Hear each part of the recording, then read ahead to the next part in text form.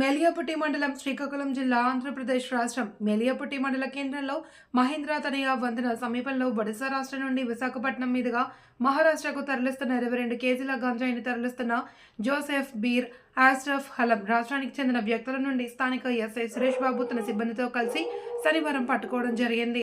వీరి నుండి 2 సెల్ ఫోన్లు 48,000 నగదు స్వాధీనపరచుకోవడం జరిగింది అని సిఐ రామారావు తెలిపారు. వీరిపై కేసు నమోదు చేసి కోర్టుకి హాజరుపడుతున్నట్లు తెలిపారు. వీరి ఫోన్పే నెంబర్కు మహారాష్ట్రకు చెందిన ఒక పార్టీ నుండి ₹1,00,000 జమైంది అని, ఈ గంజాయి వ్యాపారం ఒడిశా రాష్ట్రం నుండి కొనసాగించడం జరుగుతుంది అని, ఇంకా వీరి ద్వారా ఎవరెవరికి గంజాయి సరఫరా అవుతుంది ఇన్వెస్టిగేషన్ చేయడం జరుగుతుందన్నారు. మహారాష్ట్ర తీసుకెళ్ళడానికి ప్లాన్ చేస్తుండగా మనకి ఇక్కడ పట్టుబడ్డారు. ఆ దొరికిన ఇద్దరు ముద్దాయిల పేర్లు కూడాను జోసెఫ్ బిర్ అని చెప్పేసి ఇతంది ఒడిస్సాలోని అడవ. ఇతనికి ఇంతకుముందు కూడా అక్కడ మన గురుపూర్లో గంజాయి కేసు ఉంది దీని మీద. అలాగే రెండో వ్యక్తి అష్రఫ్ ఆలం అని చెప్పేసి ఇది నేటివ్ ప్లేస్ బీహార్.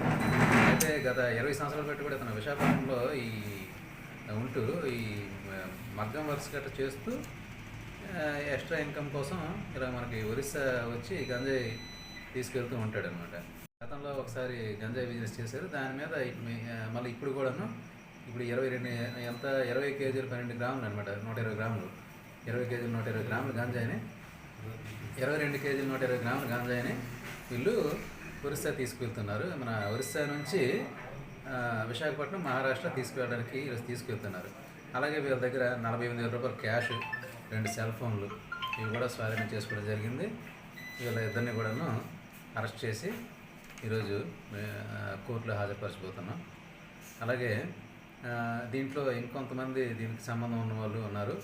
ఈ గంజాయి యాక్చువల్గాను మన నవాగూడ ప్రాంతం నుంచి వీళ్ళు అక్కడ సేకరించారు. నవాగూడ ప్రాంతంలోని